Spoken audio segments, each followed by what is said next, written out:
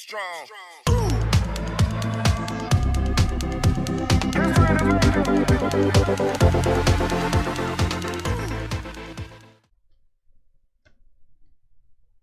Hey guys, listen here, back for another video. Today's video, I thought I'll give you guys a little update, since I actually haven't uploaded anything about this deck, probably what, just under a year. But today we're going to be doing a little update on probably one of my best Magic decks I've ever made, which is Marrow-Gnawer.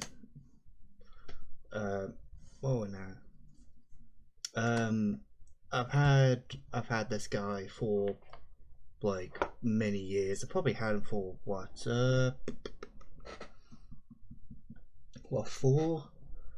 coming up to 4 years I've been playing this deck. Yeah, so he's pretty good. He gives all my rats fear, which means they can only be blocked by artifacts or other black creatures. And yeah, you tap him, sack a rat to create X number of more rats, equal to the number of rats you control. So you can actually swarm the board.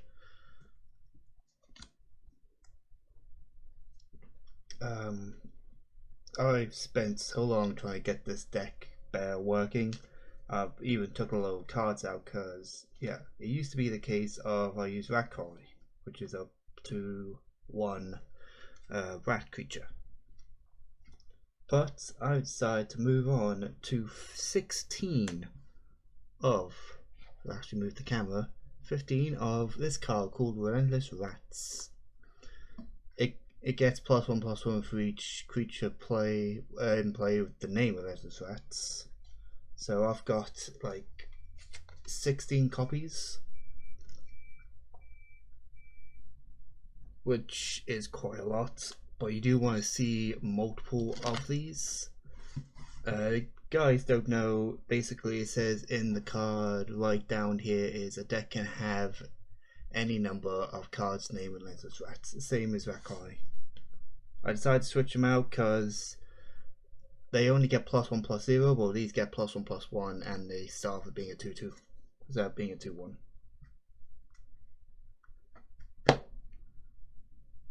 For the other rats I play, we have Hybrid Rats, which is, it's just a 1-cost guy of Death Touch, let's be honest. Rancid Rats, which has Skulk and Death Touch.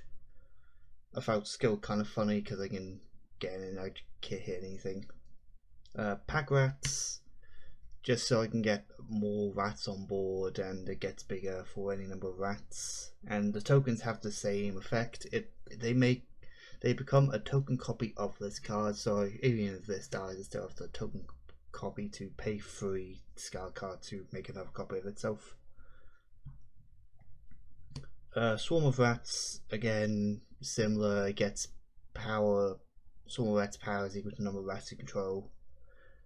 Pestilence Rats gains power equal to the total number of rats in play no matter who controls them. And then we got probably one of my favorite cards to play, Ink Eyes. It's a ninja, so it has ninjutsu, and whenever it deals damage to a player, I may target a card, a creature card from the player's graveyard, and put it onto the battlefield under my control. Plus, I can pay 1 and a black to regenerate it. I guess we're going to the we now move on to the non-creatures. Well, the non like rat creatures. We have Pipeless Swarm. Basically, rats you control have menace, which means they have to be blocked by 2. 1 colorless, 1 black, tap to create a 1/1 black creature token, and then pay 2, and then 2 black, tap, sacrifice 3 rats, and then take control of target creature. So if you've got enough tokens on board, you can just tap him, and then yeah, you can get a load of you can get whatever creature your opponent has, just use them. And then we have Chittering Witch, which when it enters play, it creates a 1/1 black rat creature token equal to the number of opponents I have. Mostly, so max is pretty much only going to be 3. And I can like pay a card and a black to sacrifice to target creature gets -2/-2. So it could just kill any like 2/2 or 1/1. That's annoying. Then we have Aruna. Pretty simple. Whenever she or another black creature enters the battlefield under my control, each opponent loses a life and I gain one. Then I can tap, sack another black creature to draw a card. It's one of the ways I've been able to draw some cards. And then we have Ogre Slumlord, which whenever another non-token creature dies, I create a 1/1 black rat. Rats I control have Death Touch. Then we come up to the non-related kind of creatures that don't have anything to do with rats. We have my boy Grey, but I always call him Gary. When he enters the battlefield, each opponent loses X life, where X is the devotion to black. Say if I've got like 10 black, he counts himself obviously, so it's like 12 black. That's 12 damage each my opponents lose. And then there's like, what's that? That's like 36 life I gain? That's nice. I used to run a 4 in like a standard. And then we've got Ob, Flying Trample. Each opponent, whenever an opponent searches his or her library, they sack a creature and lose 10 life. And whenever a creature dies, he gets a +1/+1. So it can be very big. And then I have the last creature is Erebos, God of the Dead, just so my opponents can't gain life, and I can have some draw power in the deck, mainly. Now we go to the Planeswalkers. There's only 3 Planeswalkers in here. We have Liliana of the Dark Realms, which is like mana ramp. It's her first ability is to +1 to search my library for a swamp and put it into my hand. And then I can neg3 to target creature gets plus X, or neg X. I'll tell you X is the number of swamps I control, so I can instantly buff a guy or I can kill a guy. And the next 6, 8, 1 swap. Every time I tap a swamp, that 1 swamp produces 4 mana, not 1. So it's very strong and rarely gets to 6. And then we got Liliana of S, which is basically a search for a card, put it on top of my library. That's all I really use it for. I've never got to the my camera can stop being a spaz.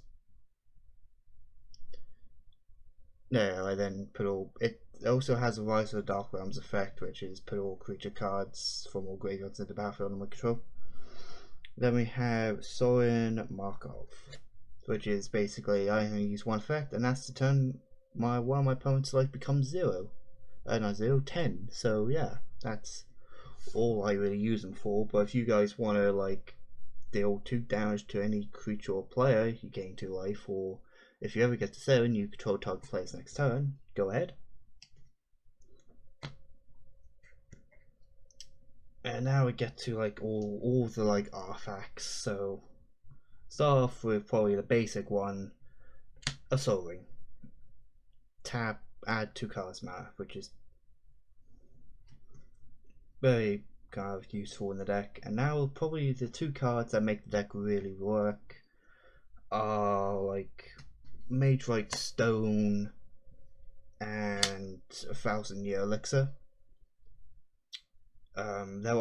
You can play the deck budget if you choose.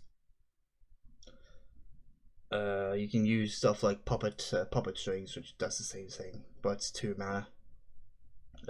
Wake-Right Stone, pay 1 colorless, tap it to untap target creature that has an ability with a tap in its cost. So since Marrow has the tap icon there, I can untap him and then I can tap it again. Which and then I have 1,000-Year Elixir, which allows me to activate his abilities even though he didn't have haste. So effectively allows me to summon more grinder. Tap Sakarat his 10 rats. So yeah, he allows me to instantly kind of like I can tap him even so he had haste, which is quite important because I need to try and build the board up with a load of rats. And then we have El Hamrit's Archive, which is effectively whenever you gain life, you gain twice that much life, which helps in the deck because instead of gaining 1, I'm gaining 2. If you would draw a card except during the first draw step, you can draw an extra card pretty much. So if I have a card that draws me 1, I can instead draw 2. Oh man, there's a dark cloud coming over. No wonder it got a bit dark in here. And then we have Nessa's Journal, which is... Oh, my phone just went off. You have no maximum hand size, and at the beginning of your upkeep you gain 1 life for each card in hand. So it keeps me good with life, which is very handy. And then we have Herald's Horn, which is pretty basic really. It's just creature type and say all rats, and then all rats cost 1 less. And then game my upkeep, I'll look at a top card. If it's a rat, it goes to my hand. If not, it just goes place there. So I'll draw phase. And then we have Icon of Amnesty, which is same, choose creature like rats. All rats get +1/+1. And I can pay 3 mana to tap this to the top 3 cards. If there's a rat, I add the rat to my hand. The rest go to the bottom in a random order. Then we have Vanquish's Banner, pretty effective. Rats will get +1/+1, and whenever I play a card, every time I play a rat, draw a card. My Link's Lotus effectively just gives me more mana, gives me an amount of mana color equal to my devotion to that color, so it'll be a lot of black. A Bag of Holding, which allows me just to draw more cards to get to stuff like my board wipes, my creatures, and it helps out with the deck because I just enjoy being able to draw a card. Sure, I pay 2 mana, tap it, and draw it. I draw a card for and discard a card.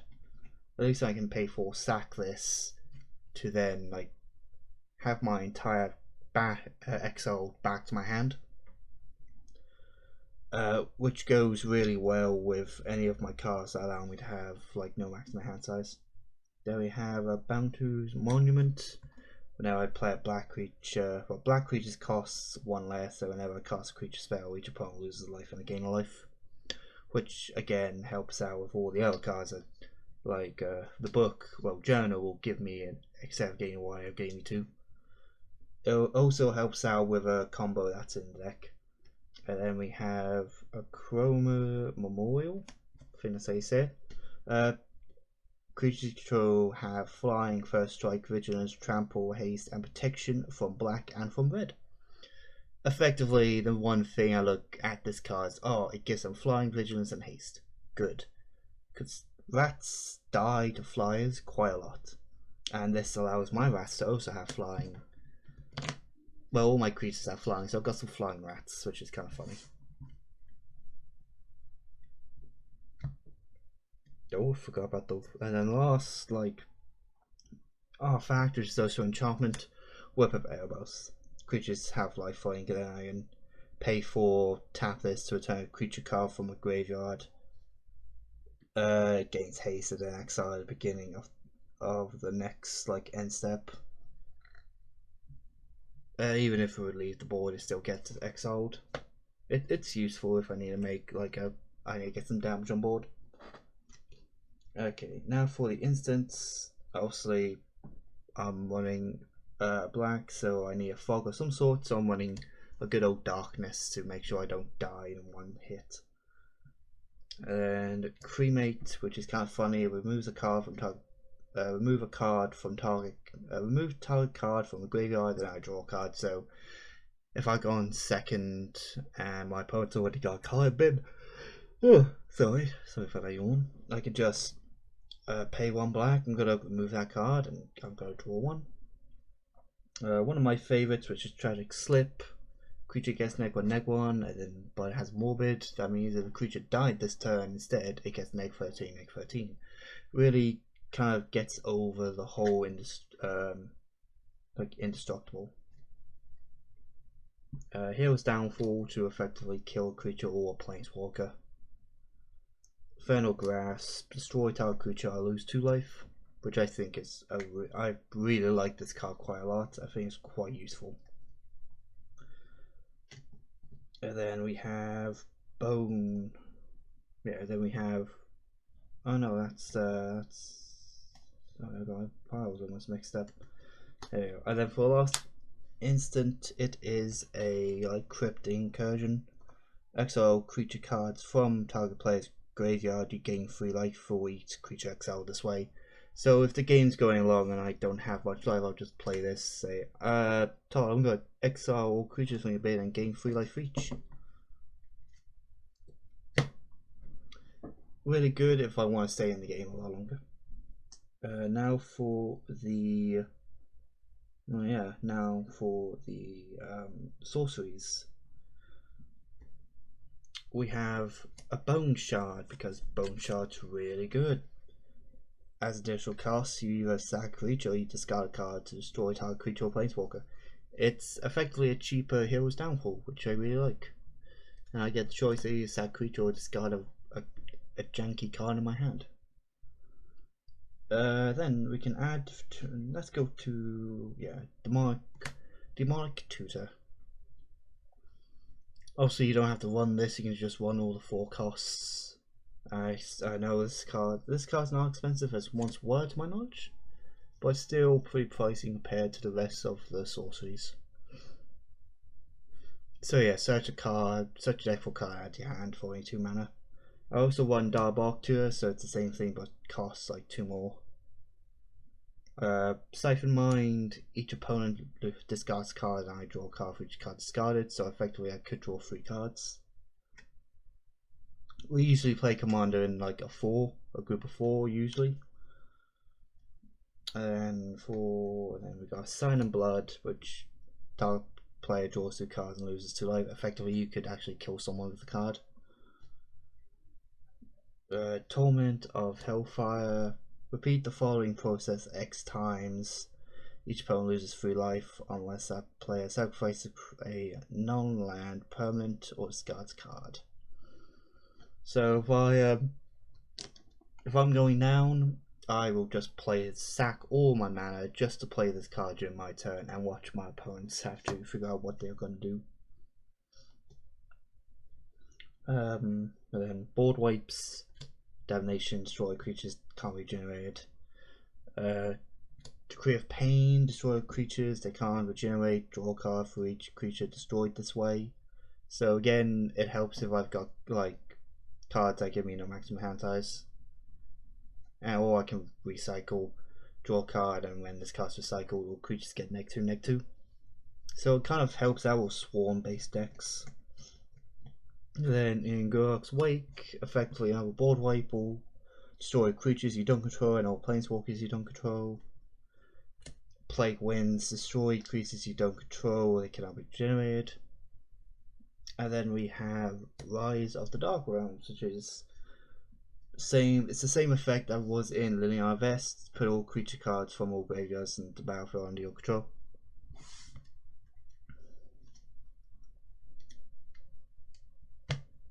And then the 3 enchantments I run.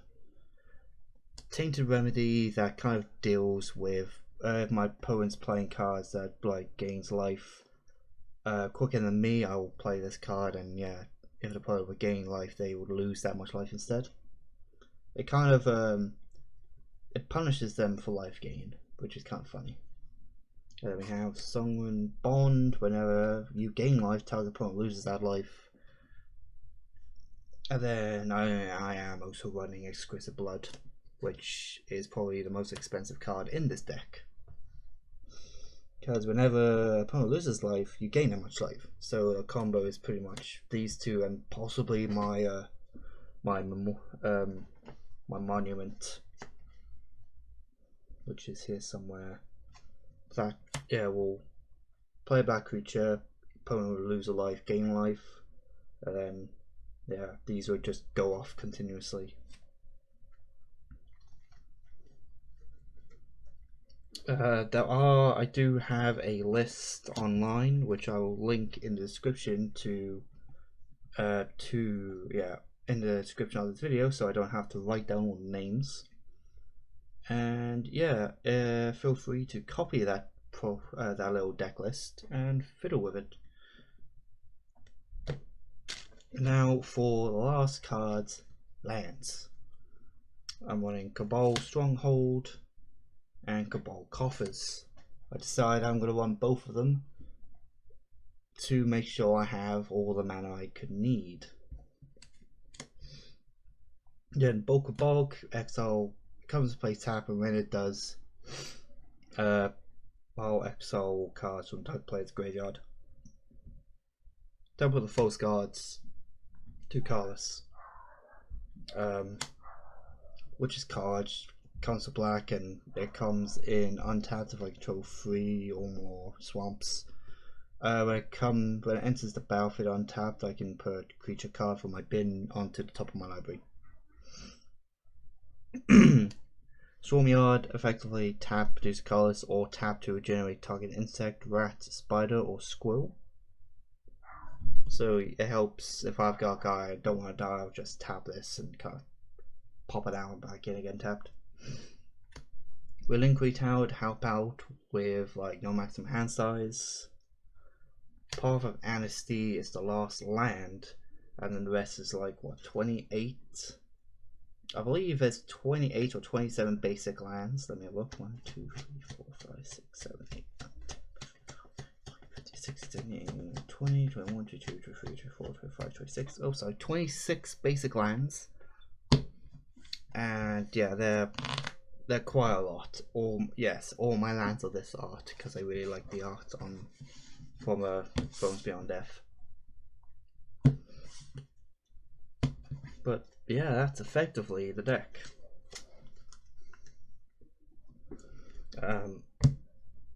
Obviously, if you're just coming into Magic, you can build a very budget rat deck.